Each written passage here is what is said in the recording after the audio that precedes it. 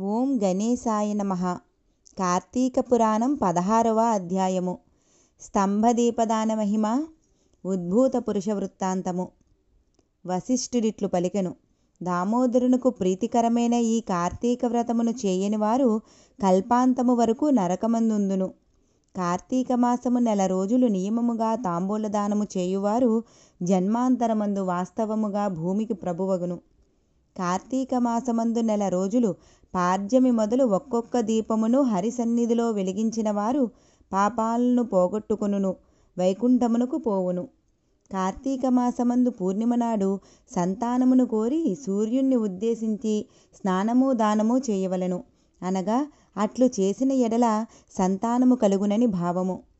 కార్తీక మాసమందు హరి సన్నిధిలో టెంకాయ దానమును దక్షిణ తాంబూల సహితముగా చేయువానికి సంతాన విచ్ఛేదనము ఉండదు, రోగములు ఉండవు, దుర్మరణము ఉండదు.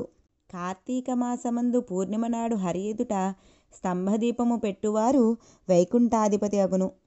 కార్తీక మాసమందు హరి సన్నిధిలో స్తంభదీపము అర్పణ చేసిన వానికి కలిగిడి పుణ్యమును చెప్పుటకు నా తరము కాదు.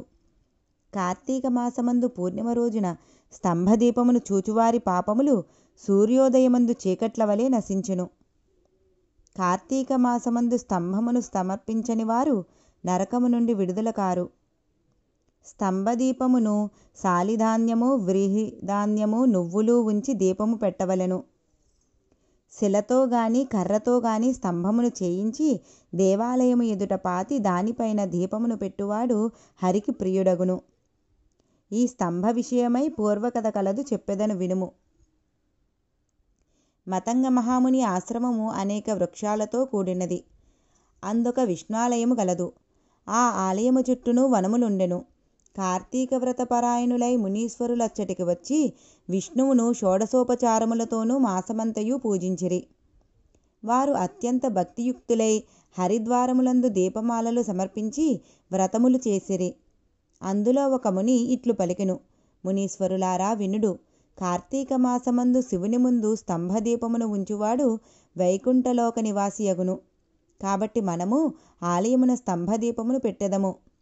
ఈ దినము కార్తీక పూర్ణిమ అయి ఉన్నది. ఈ దినము సాయంకాలము స్తంభదీపదానము హరికత్యంత ప్రియము.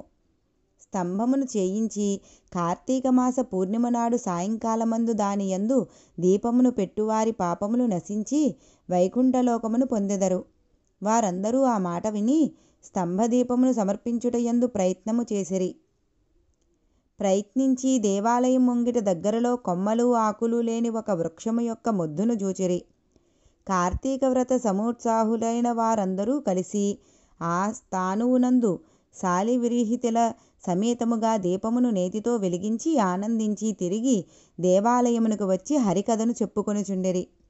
కథ చెప్పుకొనుచుండగా దేవాలయము ఎదుట చటచట అనే శబ్దములు కలిగి స్తంభదీపము నశించి అందరూ చూచుచుండగానే ఆ స్థానువంతయు పగిలి భూమియందు పడును. అందుండి దేహమును ధరించిన ఒక పురుషుడు బయలువెడలెను.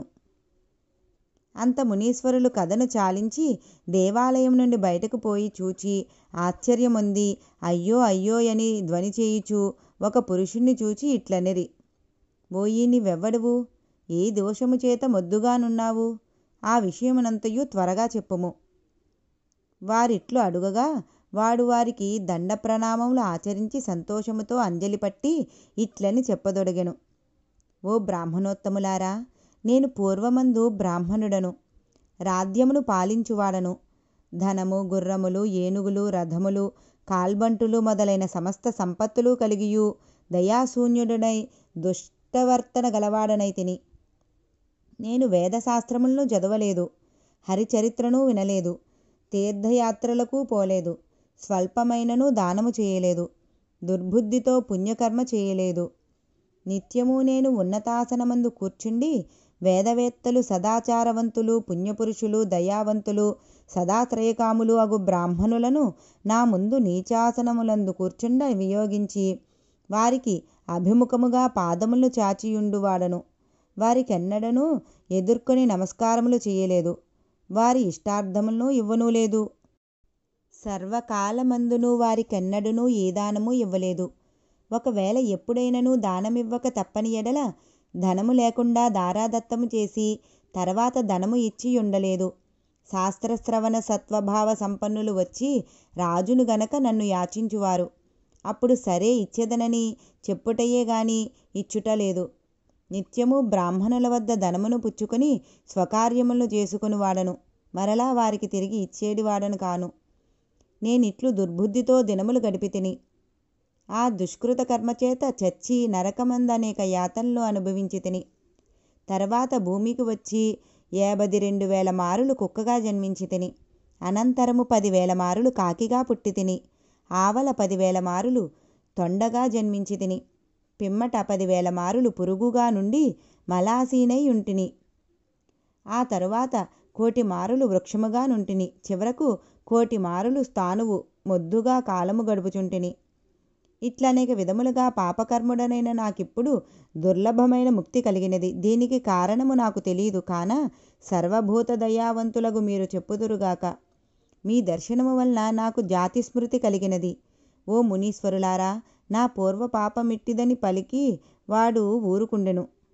మునీశ్వరులిట్లు విని వారితో వారు ఇట్లు చెప్పుకొనసాగిరి. కార్తీక మాస ఫలము యథార్థమైనది, ప్రత్యక్ష మోక్షమిచ్చున్నది. రాతికి కొయ్యకు కూడా మోక్షమిచ్చున్నది.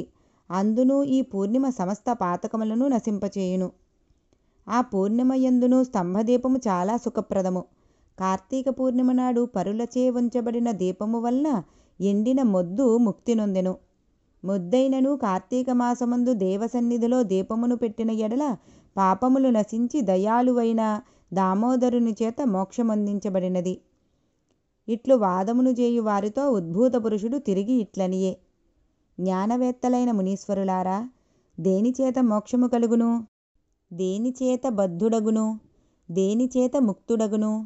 దేనిచేత ప్రాణులకు ఇంద్రియములు కలుగును? మోక్షప్రాపకమైన జ్ఞానమెట్లు కలుగును? ఈ సర్వమును నాకు చెప్పుడు. వాడిట్లా అడుగగా మునీశ్వరులు అంగీరస మహామునిని వానికి సమాధానం చెప్పమని అడిగిరి. ఆయనయు వారితో సరేనని వానితో ఇట్లు చెప్పసాగెను. స్కాంద పురాణాంతర్గత కార్తీక పురాణం 16వ అధ్యాయం సమాప్తం.